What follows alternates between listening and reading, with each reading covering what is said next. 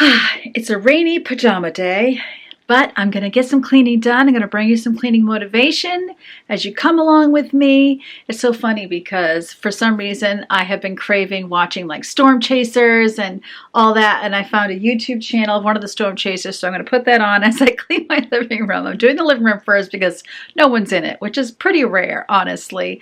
So I'm going to get that clean, then I come to the bedroom, change sheets. We're just going to see how much I can get done with the energy that I have, and then I'm going to stop. Now I'm going to do some reading and some slow things. So if you're looking for some cleaning motivation, I got you. Here's the living room this morning. This is about as messy as it gets. You know, you have cups and things from the night before, a book, blankets, pillows, disheveled, that sort of thing. It doesn't take long to tidy it up quick. So this room is really an example of what I want.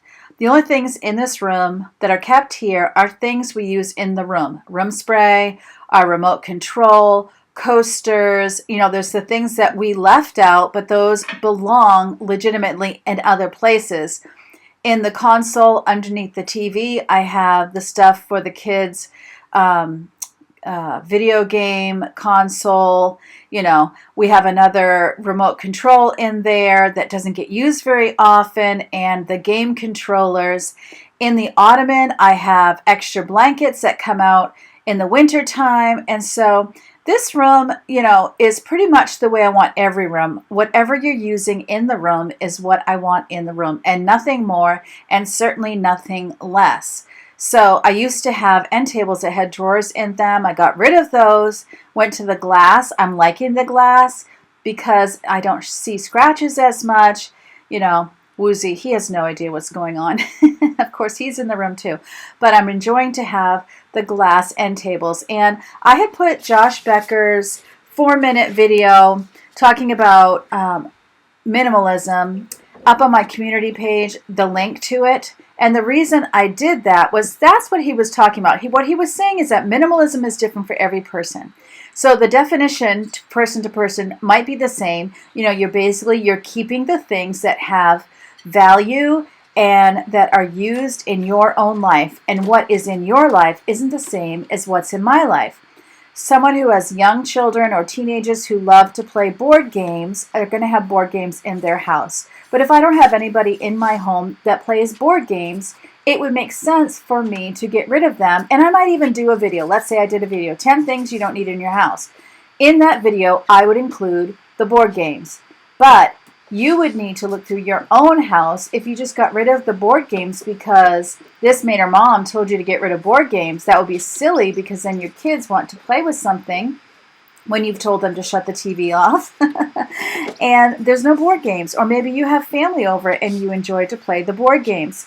So really, minimalism is as individual as each of our lives. What I find important in my home isn't going to be the same as what you find important in your home.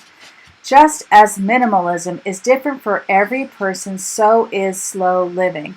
Slow living, slow homemaking is really getting rid of the things in your life that don't serve you, whether it's in your schedule, whether it's possessions, whatever it is, so that you're not wasting time maintaining and scheduling things that you, quite frankly, don't find any value or joy in, so that you have the time, energy, bandwidth, room in your life to do the things that you really want to be there. Does that make sense?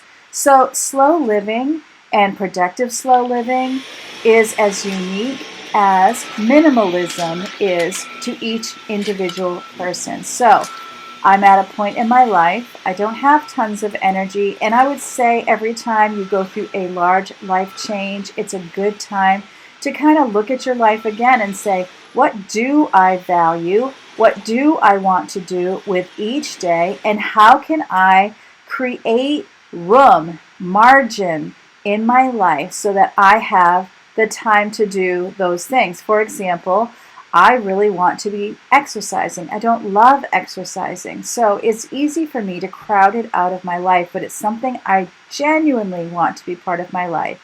So I have to make some changes and decide where in my life does it go and how can I make room for it. I enjoy living in a home that is freshly cleaned. So I know I'm going to want a home not only that is freshly cleaned and I've taken the time out of my schedule to clean it, but I want to make sure it's as easy as possible to clean. I don't want to have a ton of things on surfaces because I want to be able to wipe down surfaces easily. I don't put knickknacks and decor on the end tables except for I might do it at Christmas time, and sometimes I do that in the fall. So I might do that for the holiday season, but other than that, I keep those tables clear. They're for people to put a drink on or to put a book on when they're reading. And so I don't tend to do a ton of decor. In fact, I could probably go out on a limb now and say the only time you might see it is in the winter time. When it's Christmas time, I might put things like the nutcrackers or something like that on there. And this is why I find vacuuming so darn satisfying.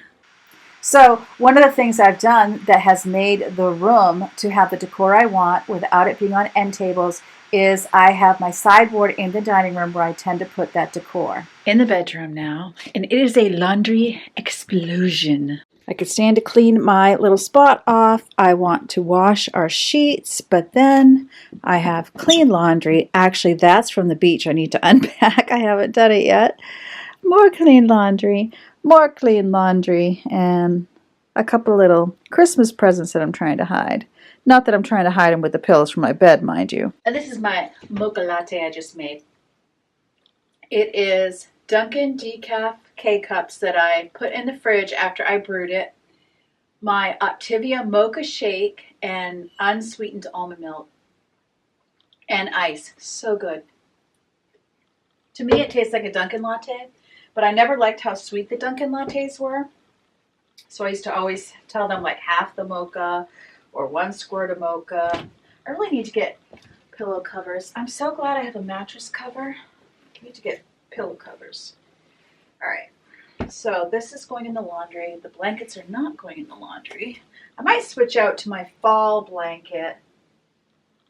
I don't know. I need to check it. Maybe I'll want to wash it first. I probably will want to wash it first just in case. All right. Hubbins keeps his pajamas under the pillow, but this is a t-shirt. I think I'll wash it since I'm washing the bedding anyway. And then even if he wants to wear it tonight, it'll still be done because it's like 2:30. I've changed so much because I used to be completely morning, and if it didn't get done in the morning, it didn't get done. But I've been doing better getting stuff done in the afternoon. It just works with my YouTube schedule so much more.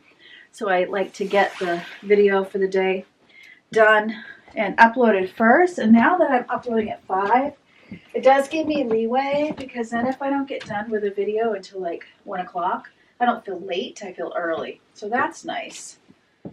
But I am loving having a cover. It feels a little grainy, so I'm going to get my vacuum and vacuum it. And get this in the washing machine. I keep breaking in here to chat with you, but I would really love to know your thoughts on what I have shared about minimalism and slow living. You know, as we get older, I think that naturally we start to slow down. And so I think it's a time where we really start to prioritize what is in our life. We start to say no to more things, but there are definitely younger men and women who are looking and doing the same thing, but they're much younger. And boy, I just think that's so wonderful. And it's something that we all need to be doing, you know. And I think when we had young children, we did that too because we kind of had to put their needs above what we might want to do. See how it's like a white powder? I swear, that's skin cells.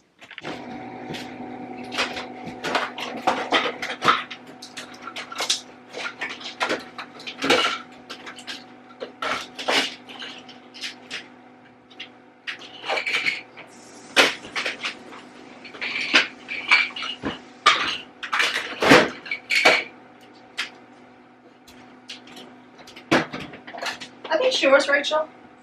Yeah, I don't use them anymore. Do you want me to get rid of them? Yeah. Yeah, they're kind of like, I can imagine them slipping off your head.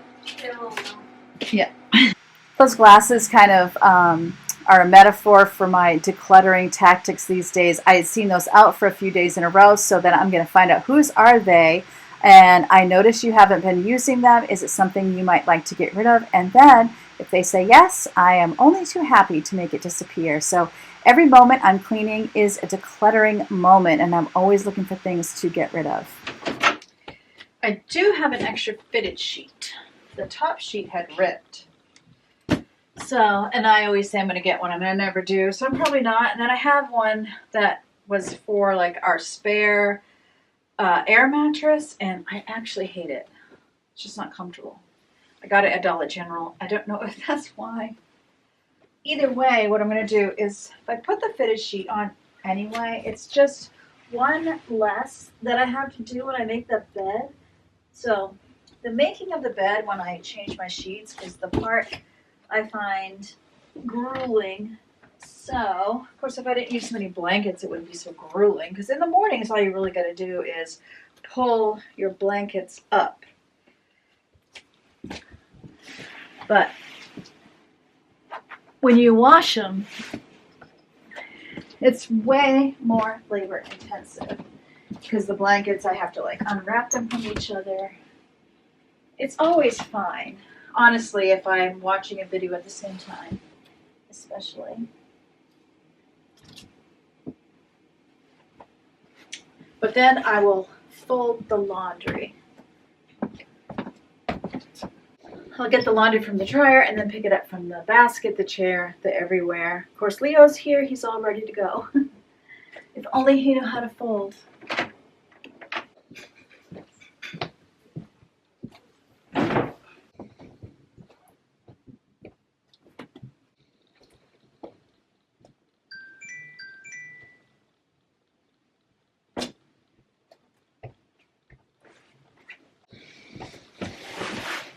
A lot of laundry.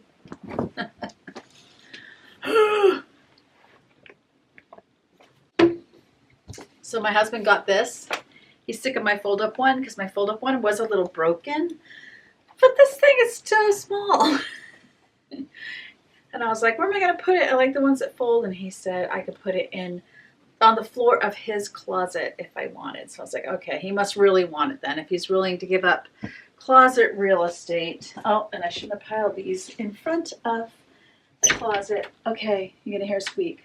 I'll do it fast. Ooh, okay, there we go. That wasn't too painful. After this, I'm gonna take a break.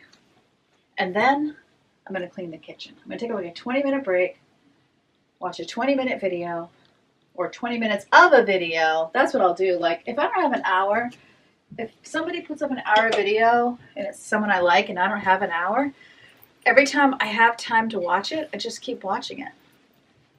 And then it's done. Or because I live far away from everything, sometimes when I'm in the car, I'll be listening to chatty videos.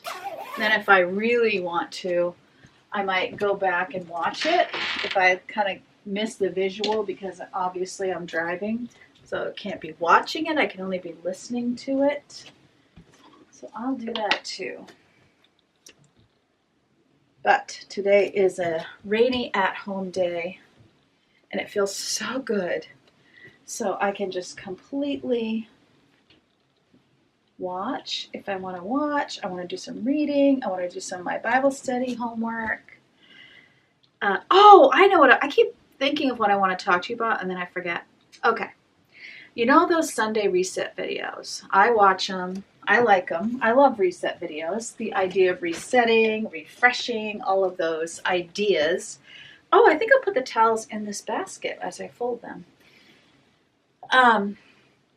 Do you find that you want to, if you were to do a reset, which is, you know, you're getting groceries in and you're tidying up, getting ready for the week, is that something you want to do on a weekend to get ready for the week? Or is this something you'd rather do on a Friday so you feel like your house is all set up and you can relax and have fun do DIY projects, you know, that type of thing. Let me know, because I'm starting to feel like in this these need to be hung up. In this season of my life, I would rather do a Reset Friday. So I actually did get, I ordered my grocery order on my grocery store's website. It's going to come tomorrow morning between 8 and 9. I purposely chose it early because I also get very frustrated if I don't, you know, I'm not planning to go anywhere, but then an opportunity comes up and my husband has an idea, and then it's like, I have a grocery order coming, right? So I decided to do it bright and early. I really wanted to get it today. Today is my Friday. But they didn't have any slots, and I didn't want to go pick it up because I really wanted to stay home. So getting caught up on laundry, tidying the house, getting my grocery order in. I have my meal plan that you saw me making the other day. You know, now I'm starting to feel like I want that stuff done by the weekend. I don't want to be doing it on a Saturday and Sunday. I don't want to wake up to, you know, it's one thing to do a special project, but I would rather have as little basic cleaning laundry. That's why I'm doing my sheets today, not on a Saturday, you know, not on the weekend. So although you're going to see this on Saturday, I was thinking I could start doing my reset on a Thursday so that you would see it on a Friday. So let me know, number one, do you have a day that you do kind of do a bit of a reset? Or is it just a day-by-day thing, and whenever it hits you that you need to do, I don't know, catching up, you just do it? I suppose that's probably the next thing I'm going to realize, is that I just play catch-up whenever I need to play catch-up. But I do kind of feel the need to have the house kind of set up for the weekend, where my husband's still working and is not retired. And so he's off Saturday, Sunday. I don't want to be doing a whole bunch of cleaning, you know, extra. It's one thing to, of course, I'm going to be emptying the dishwasher and, you know, those basic things. But as far as folding laundry and ordering groceries and getting them in and vacuuming, those things that I might do to have my house set for the week, I don't think I want to be doing that on the weekend.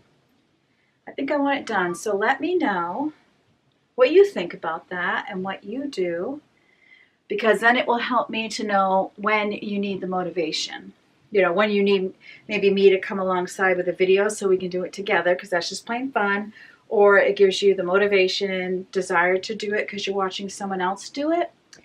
So feel free to let me know what you would prefer. Obviously, I have not been folding laundry this week. I keep washing it. Wash it, and I've dried it, and I don't even mind it, but I just get busy because, you know, as I've been working outside and doing declutters,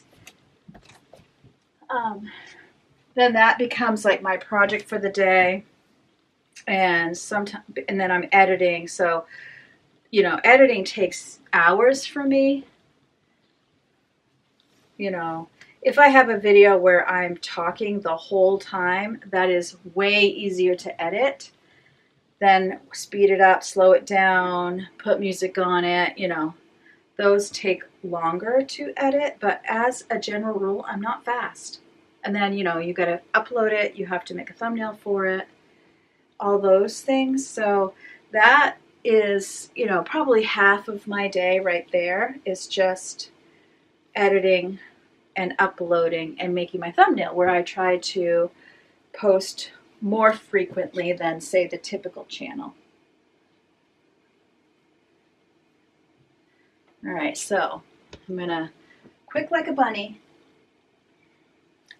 get these folded and put away so I can take a break. I'm looking forward to my 20 minutes of just relaxing for a bit, and then I know I really want to get the kitchen cleaned up, and then I'll want to get the bed made so that I'm not too tired to do it. And let's see, Oh, yeah, my husband was just asking me about dinner, and I have I keep forgetting to put these in here. I have no idea what we want to have for dinner. I can tell both of us. I mean, I have my list, but I gotta want what's on the list, or I have to want to cook it, and I can tell he's tired. End of the week. Neither one of us feels like cooking. But who knows? Once I make the decision on what to have, that often things start to come together. Maybe it will be the chicken thighs. I could thaw those out. A lot of times for him, if it's frozen, he doesn't have a whole lot of motivation. I don't know why. So it's kind of like I have to thaw it out and show him, see, no big deal. It's all ready to be cooked. So we could do like a dry rub on the chicken thighs. I gotta look and see what I had on my list to do with those. See if I had a really good idea. I'm pretty much out of salad stuff. I could do a salad. I have like a half a head. I could, just for him and I, half a head of iceberg. That's what I have left. I'm hoping maybe tomorrow farmer's market is open and I might be able to get to farmer's market. And then we're going to a blueberry festival in the afternoon, so very excited about that.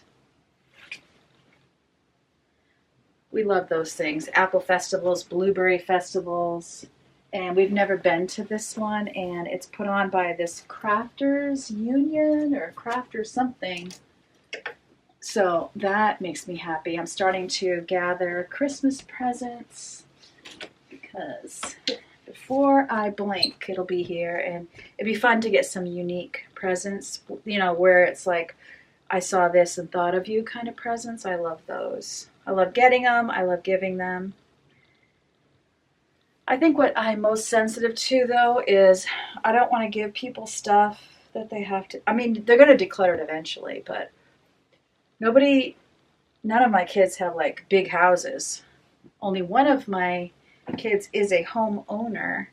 Everyone else is renting, so you know, it's just not a time in their life. And maybe there'll never be a time where you have room for lots of stuff, you know. My son that does own his home, he has 3 kids. So that obviously, with toys, being in that season of life, you don't want a lot of extra things hanging around. Okay, I need to hang up my clothes, and then I'm ready to put these away. I think I'm going to take my break and then put them away, honestly. But this is to go upstairs. This will be kind of convenient. I am liking that part of it. Okay. Okay, back to slow living. I shared with you that I'm reading the book Slow, Simple Living for a Frantic World by Brooke McAlary. And I wanted to share some of the things that I'm reading as I go through the book. And either it'll wet your whistle that you want to buy the book, or maybe I'll share enough that you don't feel like you need to, and I can read it for you. So what I love is right in the introduction, she says, slow living doesn't necessarily look like a certain type of house or a particular combination of color-coordinated outfits. It doesn't need to involve baking bread or growing vegetables either. If you spend any time perusing #slow living, however, you'd be forgiven for believing this is a lifestyle based almost solely on wearing washed-out neutral tones while walking through the woods of timber floors and white walls and fashionably worn stovetops surrounded by beautifully aged chopping boards, artful lattes, and crumpled bed sheets on rainy days. But really, slow living is a curious mix of being prepared and being prepared to let go, caring more and caring less, saying yes and saying no, being present and walking away, doing the important things and forgetting those that aren't, grounded and free, heavy and light, organized and flexible, complex and simple. It's about living in accordance with the important things in life, and more specifically, living in accordance with the important things in your life. And I just think that is so important, is that our life doesn't need to look like anyone else's. So when you're watching YouTube, you know, you can let it inspire you when they're cleaning what's important to them to be cleaning what's important to you. or when they're decluttering what they don't want, when they share a video, 13 things you need to get rid of, you can go through that video going, okay, do I agree with these things, or are some of the things they mentioned important to me and I need to hang on to them? So they might give you ideas on things that you've missed, but you should never just, shut that video off and go get rid of those exact things, because you might get rid of something that's okay to keep and you want to keep. Maybe for me, I don't want to keep heirlooms that have passed down generation upon generation, but maybe for you, you do want to keep items that have passed down from generation to generation. What I value and what you value might be completely different. The author goes on to say, slow living is about cultivating self-awareness, letting go of the excess stuff in our homes, learning how to live mindfully, getting in touch with our personal values, and choosing which advice applies to our circumstances, happily releasing the ideas that don't fit in our homes, families, jobs, or values.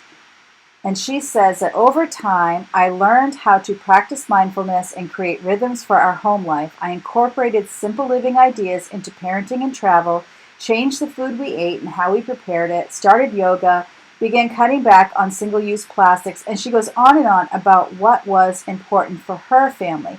She says, it was a clear case of my psychological state gradually mimicking my physical environment, eventually leading my family to an entirely new way of living, and for us it was the best path. This is such a harried, crazy world and a harried, crazy time.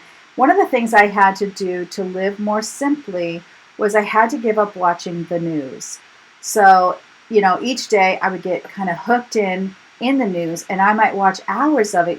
If a tragic event happened, I might watch it over and over and over and literally brainwashing myself with it. Now, without watching the news, I still hear about things that are happening. My husband will tell me or somebody will tell me about it, but I don't feel like I'm brainwashing myself with it. I don't feel like I'm letting the negativity of it infect my brain. And I would say part of it for me was if I couldn't do anything about it, it just was very depressing to be constantly exposed to it.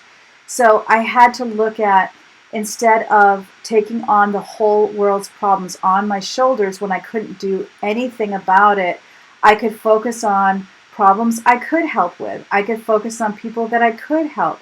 The one in front of me, loving the one in front of me. And so that has really helped my state of mind of not carrying the world's problems on my back. Somebody else might watch the news, for half an hour in the morning and they go about their merry way and it doesn't affect them the way it affects me. But it was something I had to put away in my life because I couldn't handle my problems and my family's problems and the world's problems. It didn't mean I got more selfish because it actually freed up my bandwidth and my brain space to love people better that came across my path every single day. So I think over time what I want to do is to write down what is important to me. What do I want to make sure I'm creating space for? What do I want space for in everyday living? And then the things that haven't hit the list, I need to see what I can do to declutter my life schedule and to not waste time on the things I don't want actually to do. I don't find value. So it's kind of like if you think of life as a river, and what's important to you is a rock you place in the river, and river has to flow around the rock. So we're going to talk about more of this in the days that are coming. I hope it's given you a little motivation, inspiration. I'd love to know your reaction if you would let me know in the comment section below. But this is kind of where I'm headed in my own mind. And you get to come along with me, which I hope is a good thing. I hope that's a positive thing for you. My house is cleaner. I hope it motivated you to do what's important to you. And remember, as always, God loves you. I love you too. And I can't wait to see you next time.